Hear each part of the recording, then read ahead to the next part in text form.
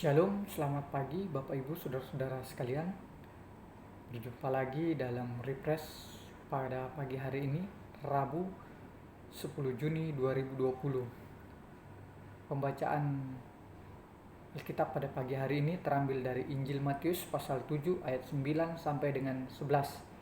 Sekali lagi dari Injil Matius pasal 7 ayat 9 sampai dengan 11. Sebelum kita membaca dan merenungkan firman Tuhan, mari kita berdoa. Bapa di surga, kembali pada pagi hari ini kami menghadap tatamu suci mengucap syukur karena Engkau senantiasa memberkati melindungi hamba-Mu, menyertai hamba-Mu dan kami umat-Mu. Terima kasih atas penyertaan-Mu mulai dari malam hingga pagi hari ini. Terima kasih ya Bapa. Bapa di surga, kami akan membaca dan merenungkan firman-Mu. Curahkan Roh Kudus-Mu dalam hati dan pikiran kami, sehingga kami dapat mendengarkan, membaca, dan merenungkan firman-Mu. Berfirmanlah ya Bapa, karena kami siap membaca dan merenungkannya. Di dalam nama Tuhan Yesus Kristus kami berdoa. Haleluya. Amin. Matius pasal 7 ayat 9 sampai dengan ayatnya yang ke-11. Adakah seorang daripadamu yang memberi batu kepada anaknya jika ia meminta roti, atau memberi ular jika ia meminta ikan? Jadi, jika kamu yang jahat tahu memberi pemberian yang baik kepada anak-anakmu, apalagi Bapamu yang di surga, Ia akan memberikan yang baik kepada mereka yang meminta kepadanya. Dari pembacaan Injil Matius pasal 7 ayat 9 sampai dengan ayat yang ke-11, saya beri satu tema: Tuhan sudah mempersiapkan yang terbaik. Sekali lagi, Tuhan sudah mempersiapkan yang terbaik. Bapak Ibu Saudara-saudara yang dikasihi oleh Tuhan, pembacaan Alkitab dalam Injil Matius pasal 7 ayat 9 sampai dengan 11 sering kita baca dan sering kita dengarkan. Tetapi ada kalanya ayat tersebut sering kita potong-potong, atau dalam hal ini sering kita salah artikan, yang pada akhirnya kita sebagian orang menganggap bahwa Tuhan akan memberikan kepada kita persis seperti apa yang kita mau. Memang betul, Tuhan tidak akan memberikan kita batu kalau kita meminta roti. Tuhan juga tidak akan memberi ular kalau kita meminta ikan. Tetapi itu semua tidak berarti bahwa Tuhan akan memberikan semua yang kita mau persis seperti apa yang kita pinta atau yang kita minta. Sebagai contoh, jika kita meminta roti berisi keju, bisa saja diberikan roti saja tanpa ada isi keju. Atau meminta teh atau kopi yang manis, tetapi yang disajikan kepada kita adalah kopi dan teh tanpa gula.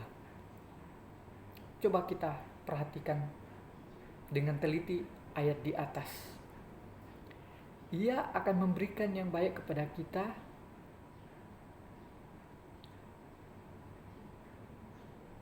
sesuai dengan keinginan Tuhan, bukan keinginan kita.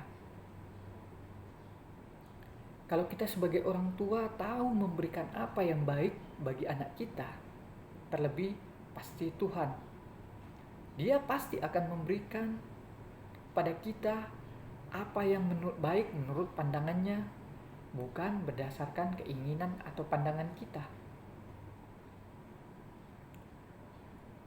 Pasti sebagai seorang tua, kita tidak ingin memberikan sesuatu yang bisa membahayakan anak kita.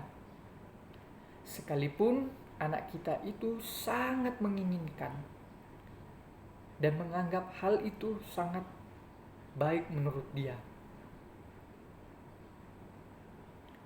Jadi, apa sebenarnya yang terjadi ketika Tuhan tidak mengabulkan doa kita?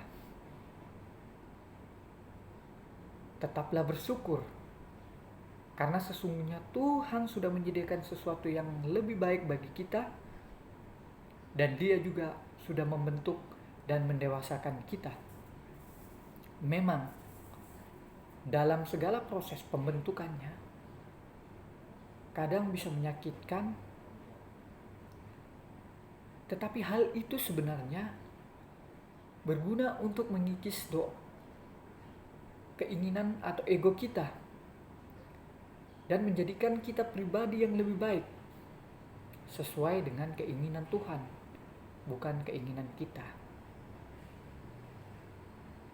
Sebagai contoh adalah proses pembentukan kupu-kupu. Kita tahu bagaimana proses pembentukan kupu-kupu yang mulai dari kepompong, setelah menjadi kepompong menjadi ulat, dan pada akhirnya menjadi kupu-kupu yang indah. Bapak Ibu saudara-saudara yang dikasihi oleh Tuhan, hendaklah kita senantiasa setia dan tetap bertekun dalam persekutuan kita dengan Tuhan. Terus belajar dan taat, karena Tuhan sesungguhnya sedang mempersiapkan kita untuk menjadi lebih baik sesuai dengan keinginan Tuhan. Amin. Demikian pembacaan dan perenungan firman pada pagi hari ini. Mari kita berdoa. Bapa di surga, kami mengucap syukur karena Engkau masih menyertai kami. Terima kasih atas firman-Mu melalui pembacaan dan perenungan kami pada pagi hari ini. Ajarlah kami untuk senantiasa menjadi pendengar dan pelaku firman-Mu ya Bapa. Bapa di surga, kami menyerahkan kehidupan kami pada hari ini ke dalam tangan-Mu. Lindungi kami dalam tugas dan aktivitas kami, sertai kami, berkati kami ya Bapa. Bapa di surga, kami juga berdoa buat rencana-rencana kami, usaha kami dalam sepanjang hari ini maupun hari-hari ke depan. Kiranya Engkau senantiasa memberkati dan melindunginya ya Bapa. Bapa di surga, kami juga berdoa buat bangsa dan negara kami, pemerintah kami mulai dari tingkat pusat sampai pelosok. Kiranya Engkau senantiasa menuntun, memimpin mereka dengan penuh kearifan dan kebijaksanaan, serta mengarahkan semuanya itu hanya seturut dengan kehendak-Mu. Kami juga berdoa saat ini, Engkau tahu kami mengalami pandemi COVID-19. Kami serahkan semua ke dalam tangan-Mu. Kiranya Engkau menyertai kami, memberkati kami, memberi kekuatan, kesabaran, kesehatan, sehingga proses ini dapat berlalu, dan daripadanya itu kami senantiasa mengucap syukur dan mengandalkan Engkau.